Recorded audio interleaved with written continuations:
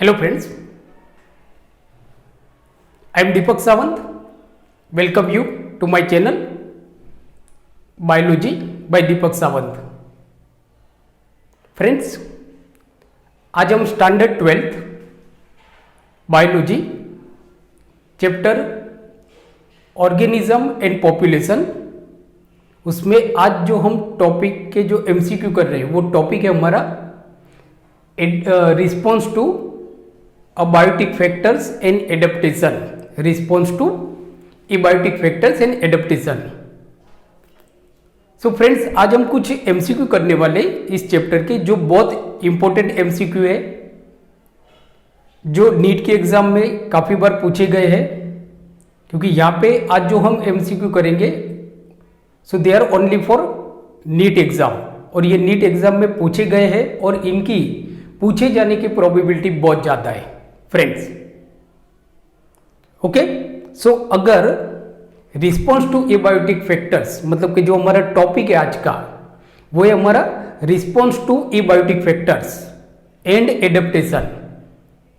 सो अगर जिस बच्चों ने इस टॉपिक को अच्छी तरह से नहीं पढ़ा है या कुछ बच्चों ने पढ़ा है बट मालूम नहीं पड़ा है, तो मैंने इसका ऑलरेडी 1.5 आवर का वीडियो लेक्चर अपलोड किया हुआ है. आप नीचे डिस्क्रिप्शन में जाके उसकी लिंक के थ्रू आप इस वीडियो लेक्चर को देख सकते हो, तो जिससे मतलब आपके लिए ये जो एमसीक्यू होंगे इजी हो जाएंगे. Okay friends, now so start करते हैं हमारा एमसीक्यू. फर्स्ट एमसीक्यू हम देखते हैं जो बहुत इंपॉर्टेंट है हमारे लिए. सो जो हमारा फर्स्ट एमसीक्यू है, सो that is the plant which produce characteristics pneumatophores. Plants which produce characteristics pneumatophores and so vivipary belongs to.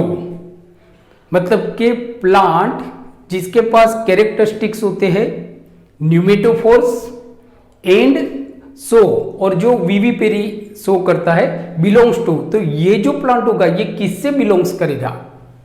Halophytes, पिसेमोफाइट्स, hydrophytes या तो मेसोफाइट्स, किससे बिलोंग्स करेगा? बच्चों ये एमसीक्यू नीट 2017 में पूछा गया था, जो बहुत ही इंपॉर्टेंट है. सो सबसे पहले हम देखते हैं कुछ कैरेक्टर्स के, जैसे कि व्हाट इज न्यूमेटोफोर्स. न्यूमेटोफोर्स क्या होता है? तो फ्रेंड्स, जिसे हमने स्टैंडर्ड 11th में हमने पढ़ा हुआ है मैनग्रूव्स के बारे में. मैनग्रूव्स बराबर. तो जैसे हमने 11th में मैनग्रूव्स के बारे में पढ़ा हुआ है. मैनग्रूव्स क्या होते हैं? तो actually mangroves are marshy land. ये जो लैंड होती है बराबर, मैनग्रूव्स वो मर्सी लैंड होती है जहां पे छोटे छोटे प्लांट ग्रो करते हैं बराबर. तो ये मेर्सी लैंड में जो प्लांट ग्रो करते हैं उनको जनरली हम हेलोफाइट्स बोलते हैं. हेलोफाइट्स. फ्रेंड्स, एमसीक्यू सॉल्व करने से पहले हम हर एक एमसीक्यू को बहुत ही बारीकी से डिटेल में हम स्टडी करेंगे. तो जैसे मैं आपको बता रहा हूं कि न्यूमेटोफोर्स होता क्या एक्चुअली, तब जाके आप इस एमसीक्यू को समझ पाओगे ना. रटने से कोई एमसीक्यू सॉल्व नहीं होने वाला है. नाउ तो मैनग्रूव्स क्या होते हैं? तो mangroves is marshy land where small plant grow करते हैं बराबर. तो यहां पे जो प्लांट ग्रो करते हैं उनको जनरली हम हेलोफाइट्स बोलते हैं. हेलोफाइट्स. हेलोफाइट्स. फाइट्स का मतलब होता है प्लांट. हेलो का मतलब होता है सॉल्टी एरिया, मतलब कि जो सॉइल है उसमें सॉल्ट का प्रोपोर्शन बहुत ज्यादा है, जैसे कि सोडियम क्लोराइड, मैग्नीशियम क्लोराइड या मैग्नीशियम सल्फेट, या तो वाटर है जिसमें सॉल्ट ज्यादा है. तो ऐसे मतलब ऐसी सॉइल में जो प्लांट ग्रो करते हैं उनको हम बोलते हैं halophytes. They are called halophytes. Now vivipary का मतलब क्या होता है? विविपेरी मतलब सीड जर्मिनेट. सीड जर्मिनेट उसको हम बोलते हैं vivipary. So that is called vivipary. तो ऑब्वियसली फ्रेंड्स आपको मालूम पड़ गया होगा कि इसका ऑप्शन क्या है. सो आपका जो राइट ऑप्शन है वो है आपका हेलोफाइट्स। हेलो का मतलब होता है सॉल्ट, फाइट्स का मतलब होता है प्लांट, बराबर। तो जिस प्लांट में न्यूमेटोफोर्स होते हैं और जो विविपेरी होता है वो प्लांट किससे बिलोंग्स करता है, हेलोफाइट से। सो आपको ये दो कैरेक्टर पे ध्यान रखना है, न्यूमेटोफोर्स एंड विविपेरी। जैसे न्यूमेटोफोर्स में आपको बताना भूल गया बराबर कि न्यूमेटोफोर्स क्या होते हैं कि कुछ हेलोफाइट्स होते हैं, सो उनके जो रूट होते हैं, उनके जो रूट होते हैं दे show negative geotropism, negative geotropism. मतलब कि जैसे हम जानते हैं ना कि जो रूट होते हैं, तो root are attracted towards the soil की तरफ जाते हैं, और उनका जो ग्रोथ होता है वो जो ग्रेविटेशन फोर्स होता है उसके डायरेक्शन में होता है, मतलब नीचे की तरफ होता है। जैसे सपोज यहाँ पे अगर हम बात करते हैं तो ये आपकी सॉइल है और ये प्लांट है और ये इसका रूट है। तो यहाँ पे बच्चों आप देखोगे ना, तो ये जो रूट होता है ना, ये रूट नीचे की तरफ जा रहा है, मतलब कि it shows positive geotropism, but कुछ मैनग्रूव्स होते हैं, कुछ हेलोफाइट्स होते हैं कि जिसमें जो रूट होते हैं ना दे शो नेगेटिव जियोट्रोपिज्म, मतलब कि नीचे की तरफ नहीं बट ऊपर की तरफ, and vertical they show negative geotropism, बराबर, वर्टिकल रूट। मतलब कि ये जो प्लांट होते हैं they possess negative geotropism vertical root. So ऐसे रूट होते हैं वर्टिकल, और ये जो वर्टिकल रूट होते हैं इसमें छोटे छोटे लेंटी सेल्स होते हैं। इस लेंटी सेल्स के थ्रू ये लोग गैसियस एक्सचेंजेस करते हैं। तो हमारा जो सही ऑप्शन होगा वो होगा आपका हेलोफाइट्स, बराबर। So that is the halophytes, बराबर। न्यूमेटोफोर्स के बारे में अगर और डिटेल में हम देखते हैं तो एक तो मैंने आपको बता दिया कि they show negative geotropism and vivipary, बराबर, विविपेरी या तो सीड जर्मिनेशन, बराबर। नाउ ये हो गया। नाउ नेक्स्ट एमसीक्यू पे हम चलते। सो नेक्स्ट एमसीक्यू हमारा, which one of the following is a xerophytic plant? Which one of the following is a xerophytic plant in which the stem is modified in a flat green and succulent structure? मतलब कि यहाँ पे आपको question क्या पूछा है कि which one of the following is a xerophytic plant. मतलब यहाँ पे आपको 4 प्लांट दिए हुए हैं। फर्स्ट है आपका ओपुनिसिया, सेकेंड है आपका कैसोरीना, थर्ड है आपका हाइड्रीला, एंड फोर्थ है आपका एकेसिया। अब ये जो चार जो प्लांट है फ्रेंड्स, याद रखना ये एग्जांपल आपके लिए बहुत इंपॉर्टेंट है। ये जो चार प्लांट है, बराबर, ये चारों प्लांट जेरोफाइटिक है। ओपुनिसिया भी जेरोफाइटिक है आपका, कैसोरीना, देन हाइड्रीला एंड एकेसिया, बराबर। नाउ अब सबसे पहले मैं आपको बता देता हूं जेरोफाइट क्या होता है। जेरोफाइट, बराबर, तो जेरोफाइटिक प्लांट क्या होते हैं? Xerophytic plant, so friend, xerophytic plant वो प्लांट होते हैं कि which grow in a dry soil, मतलब कि जो ड्राई जगह होती है, मतलब कि प्लांट्स आर एडेप्टेड या तो हैबिटेट, कि मतलब कि plant which are habited to the dry environment and जहां पे वाटर का कंसंट्रेशन कम होता है वहां पे उगने वाले जो प्लांट ग्रो करते हैं उनको एक्चुअली हम बोलते हैं जेरोफाइट, बराबर। तो वैसे प्लांट को हम बोलेंगे जेरोफाइटिक। सो बच्चों याद रखना है, जेरोफाइटिक मतलब क्या होते हैं कि वो प्लांट जो ड्राई एरिया में उगते हैं, जैसे कि डेजर्ट एरिया में उगते हैं, जेरोफाइटिक। डेजर्ट एरिया में जहाँ पे पानी कम होता है और टेम्परेचर हाई होता है, जहाँ पे पानी कम होता है टेम्परेचर हाई होता है, तो वैसे प्लांट को हम बोलते हैं जेरोफाइटिक। दूसरा जो आपका है सक्यूलेंट स्ट्रक्चर, बराबर। तो सक्यूलेंट मतलब कि जो ड्राउट रेजिस्टेंस या ऐसे होते हैं, मतलब कि इनमें कुछ ऐसे स्ट्रक्चर होते हैं, सक्यूलेंट स्ट्रक्चर, बराबर। सो नाउ तो जैसे हम बात कर रहे थे तो ये कौन सा प्लांट होगा?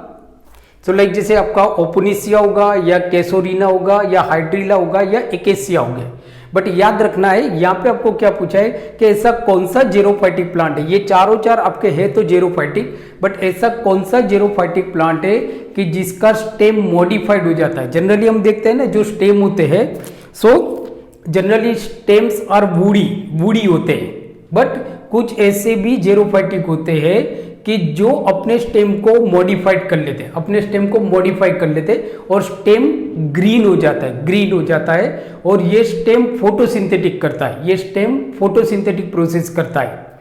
तो कौन सा प्लांट होगा आपका? So generally ओपोनिसिया। सो हमारा जो ऑप्शन होगा वो होगा ए। बच्चों ये बहुत इंपॉर्टेंट एमसीक्यू हमारे लिए, ओपोनिसिया।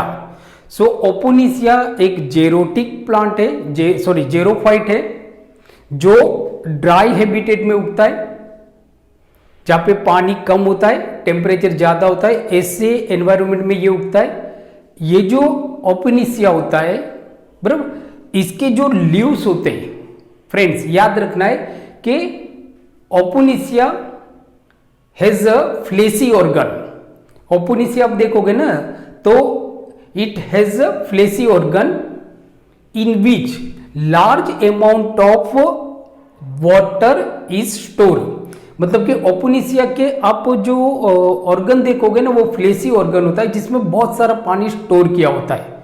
दूसरा, क्योंकि इनको वो इस एरिया से मतलब वहां पे ये प्लांट ग्रो करते हैं जहां पे पानी कम होता है, तो इनको पानी तो बचाना पड़ेगा। दूसरा कि ये जो ओपोनिसिया होते हैं ये लोग क्या करते हैं, अपने स्टेम को मॉडिफाई कर लेते हैं, मतलब स्टेम ग्रीन कलर का हो जाता है, ग्रीन होता है एंड फोटोसिंथेसिस करता है। तो वो जो ग्रीन हो जाता है, बरोबर, तो उसने अपने आप को मॉडिफाइड किया हुआ है।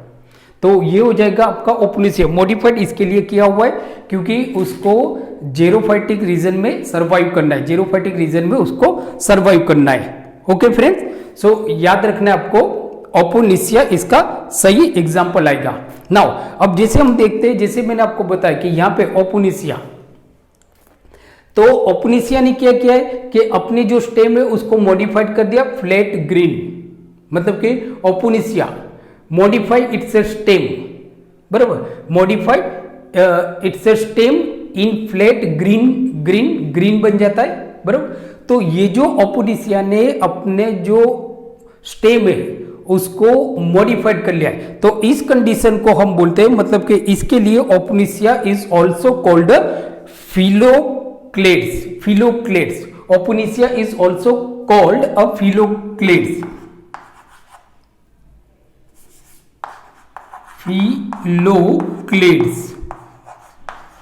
बराबर। Why opuntia is called phylloclades? Because opuntia modified its stem in green colour में मॉडिफाइड कर लेता है। इसके लिए मतलब यहाँ पे स्टेम मॉडिफिकेशन हो गया, तो इसके लिए इसको हम बोलते हैं फिलोक्लेड्स। सो ओपोनिसिया समटाइम कॉल्ड फिलोक्लेड्स। अब फ्रेंड्स मैंने आपको ये बताया, इसके लिए बताया क्योंकि कभी कभी आपको ओपोनिसिया की जगह पे क्वेश्चन ऐसा पूछा जाता है, बराबर, कि यहाँ पे आपका ऑप्शन लिखा होगा कि which xerophytic plant is also known as a phylloclades. कौन सा प्लांट है and why it is called a phylloclades, और इसको हम फिलोक्लेड्स क्यों बोलते हैं। Okay friends, so now we move to question number 3, मतलब कि एमसीक्यू नंबर 3। सो नाउ हमारा थर्ड एमसीक्यू क्या है कि which is not an adaptive features in plant growing in physiological dry soil. तो सबसे पहले जैसे हम देखते हैं कि एडप्टिव फीचर्स का मतलब क्या होता है, तो जैसे हमारा टॉपिक का नाम है कि एडप्टेशन टू एबायोटिक फैक्टर्स। तो जैसे एबायोटिक फैक्टर्स होते हैं आपके, लाइक जैसे लाइट है, टेम्परेचर है, सॉइल है एंड देन वाटर।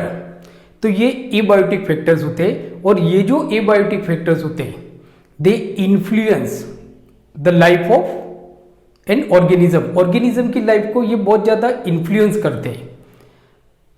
अब जो ऑर्गेनिज्म होते हैं, प्लांट या तो एनिमल जो होते हैं, तो ये लोग क्या करते हैं कि जैसे अगर नेचर सिलेक्शन होता है, हमारा नेचर सिलेक्शन, के अगर कोई ऑर्गेनिज्म को सरवाइव होना है तो उसको मतलब वो जिस एनवायरनमेंट में रहता है या तो जिस हैबिटेट में रहता है, मतलब कि जो उसका एनवायरनमेंट है, जो उसका हैबिटेट है, तो ऑर्गेनिज्म को क्या करना पड़ता है कि नेचर के अकॉर्डिंग अपने आप को ढालना पड़ता है, मतलब अपने आप को नेचर के अकॉर्डिंग चेंज करना पड़ता है, बराबर, टू सर्वाइव।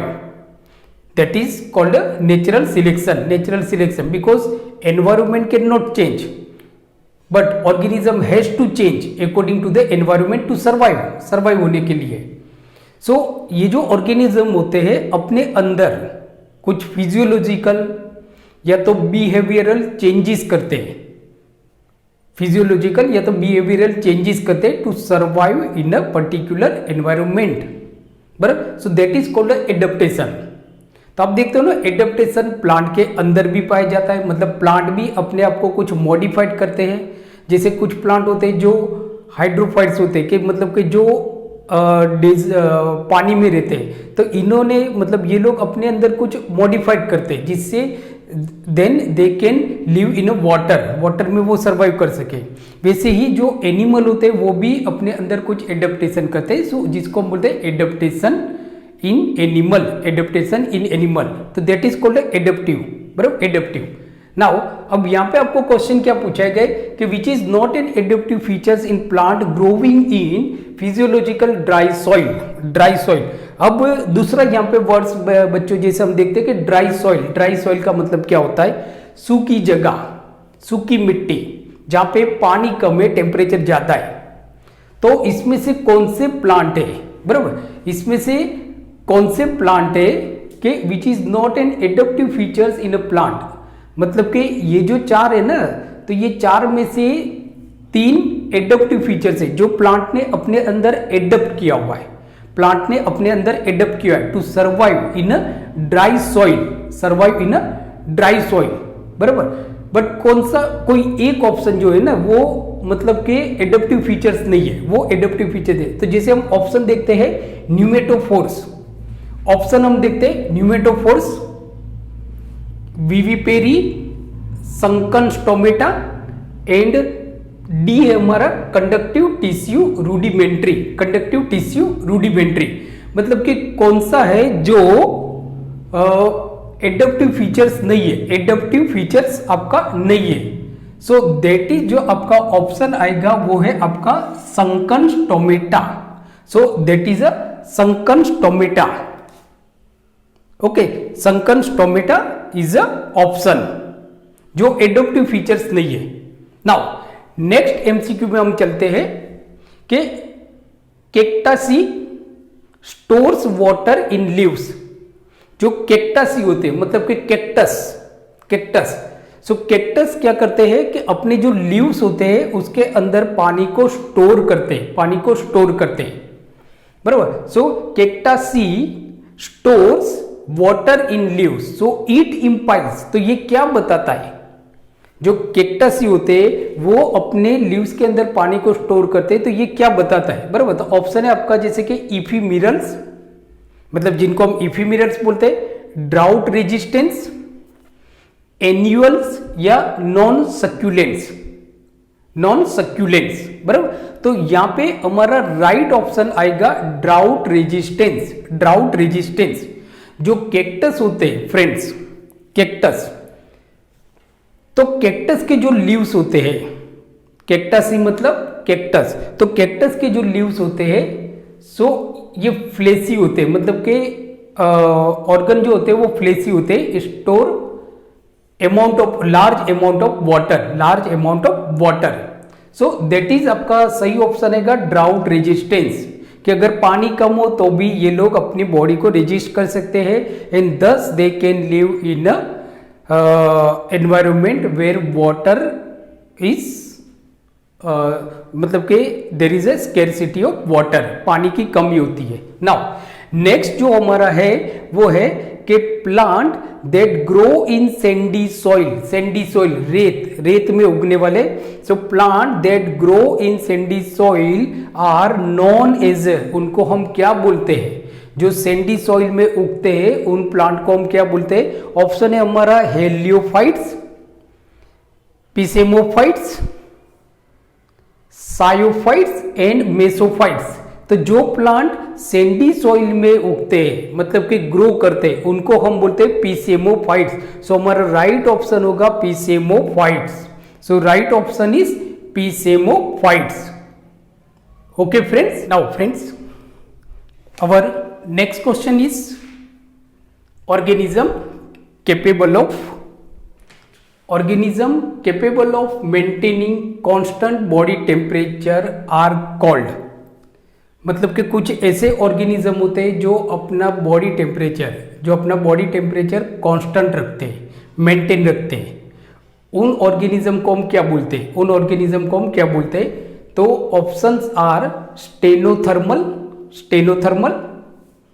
सेकेंड ऑप्शन है आपका B homeothermal, C poikilothermal and D conformers. मतलब यहाँ पे फ्रेंड्स आपको क्वेश्चन क्या पूछा गया है कि organism capable of maintaining constant body temperature, मतलब कि जो ऑर्गेनिज्म अपने बॉडी टेम्परेचर को कांस्टेंट रखते हैं, मतलब कि एनवायरनमेंट के अकॉर्डिंग इनका बॉडी टेम्परेचर चेंज नहीं होता है, तो इनको हम क्या बोलते हैं? बराबर, तो हमारा जो ऑप्शन आएगा सो दे आर कॉल्ड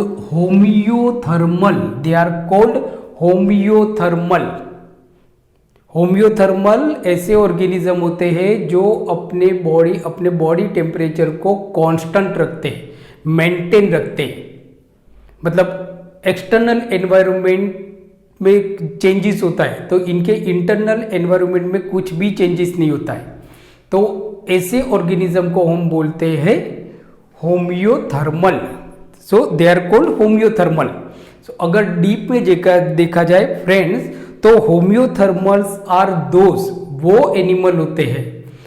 वो ऑर्गेनिज्म होते हैं कि who can maintain their internal body temperature, जो अपना इंटरनल बॉडी टेम्परेचर मेंटेन करते हैं एट रिलेटिवली कांस्टेंट वैल्यू पे मेंटेन करते हैं। कैसे मेंटेन करते हैं? By using metabolic process use करके ये अपना जो इंटरनल बॉडी टेम्परेचर होता है उसको मेंटेन रखते हैं। दूसरा, अगर जैसे एग्जांपल इसमें मतलब कि कौन से ऑर्गेनिज्म आते हैं, मतलब कि होमियोथर्मल मतलब कौन? तो like warm blooded animals like जैसे कि birds and mammals. So birds और मेमल्स वो होते हैं जो अपना बॉडी टेम्परेचर कांस्टेंट रखते हैं, बराबर, मतलब कि एक्सटर्नल एनवायरनमेंट के अकॉर्डिंग इनका बॉडी टेम्परेचर चेंज नहीं होता है, तो वो होता है आपका birds and mammals. They are also known as warm blooded animals. Now ये लोग कैसे रखते हैं कि लाइक जैसे कि इनकी बॉडी में हाइपोथैलेमस होता है, बराबर, कि the hypothalamus in their brain, इनकी जो बॉडी होती है मतलब कि ब्रेन होता है, ब्रेन में हाइपोथैलेमस होता है। हाइपोथैलेमस मतलब हमारे ब्रेन में हाइपोथैलेमस होता है। ये जो हाइपोथैलेमस होता है मॉनिटर, वो ध्यान रखता है कि हमारे ब्लड टेम्परेचर, मतलब कि ब्लड का टेम्परेचर क्या रहेगा, मतलब monitoring blood temperature and control thermoregulation. और जो थर्मो रेगुलेशन होता है उसको कंट्रोल करता है। कैसे कंट्रोल करता है? दोनों तरीके से कंट्रोल करता है, मीन्स के by nerves and hormonal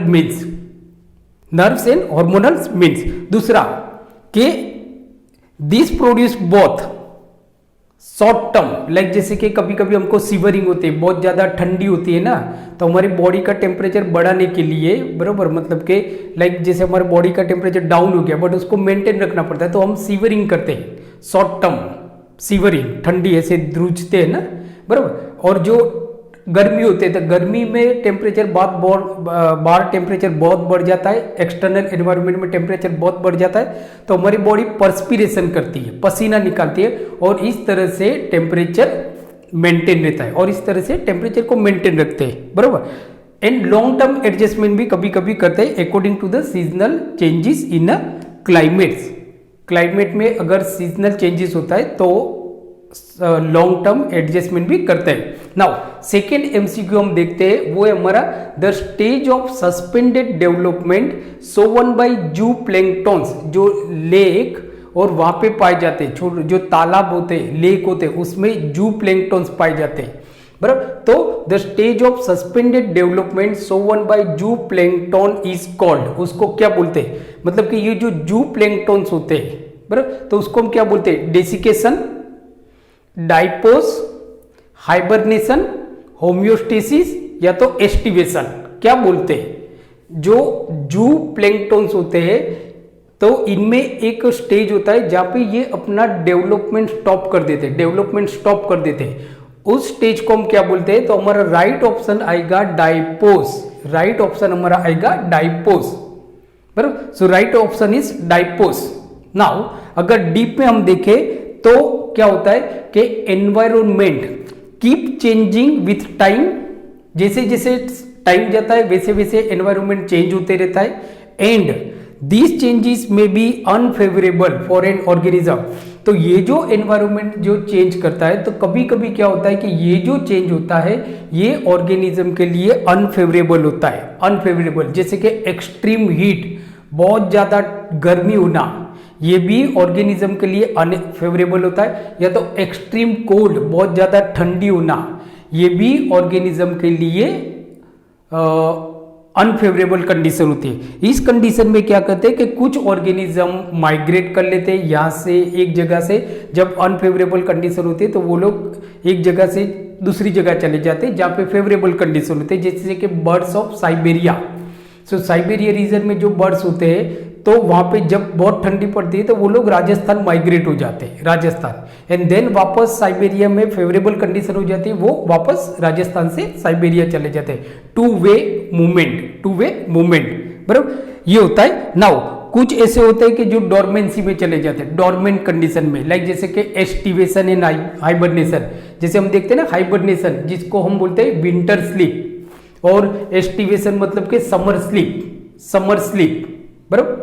so hibernation, summer sleep, ये डॉर्मेंसी कंडीशन होते हैं। और कुछ अनफेवरेबल कंडीशन में जो जू प्लैंक्टन से, जू प्लैंक्स जो स्पेसीज होती है वो कहाँ पे आपको मिलेगी, लेक, जो लेक होती है, पॉन्ड्स होती है, वहां पे होते हैं। तो ये जो जू प्लैंक्टन्स होते हैं दे एंटर टू डाइपोस, डाइपोस का मतलब होता है सस्पेंडेड डेवलपमेंट, मतलब टेम्पररी ये अपना डेवलपमेंट सस्पेंड कर देते हैं बराबर, जैसे बैक्टीरिया ये होते हैं बराबर, तो वो टेम्पररी अपना डेवलपमेंट सस्पेंड कर देते हैं। सो आपका राइट ऑप्शन आएगा डाइपोस। ओके फ्रेंड्स, सो फ्रेंड्स आज हमने बहुत इंपॉर्टेंट एमसीक्यू देखे, ये एमसीक्यू आपकी नीट की एग्जाम में पूछे गए, सो प्लीज आप इसको अच्छी तरह से रिफर करो। Okay, and thank you very much for watching my channel, thank you and take care.